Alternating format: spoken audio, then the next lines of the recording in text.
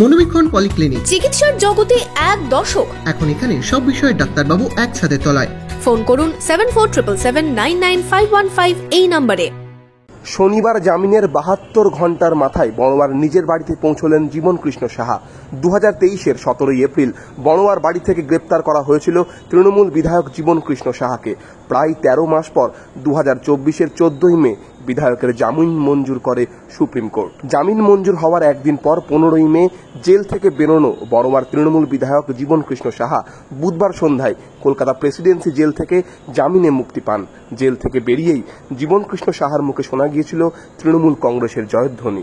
শনিবার জামিনের 72 ঘন্টার মাথায় বড়োয়ার নিজের বাড়িতে পৌঁছলেন জীবন কৃষ্ণ সাহা। আমি এটা গর্ব করে বলতে পারি, সত্যের জয় হয়েছে। আর আজকে দেখতে পেলেন আপনাদের সামনে, মিডিয়ার সামনে দেখতে পেলেন যে আজকে কর্মী বা যারা আমাদের দলের সমর্থক আছে তারা সত্যি খুব আনন্দিত হয়েছে, উৎফুল্লিত হয়েছে।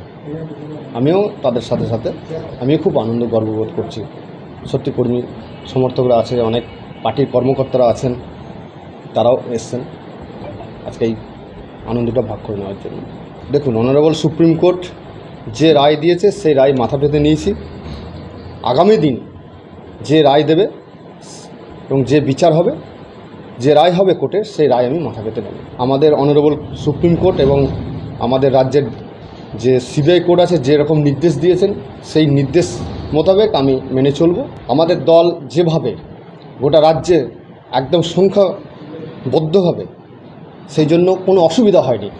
তাই আমি আবার সেই জায়গায় এসছি। আমাকে আমার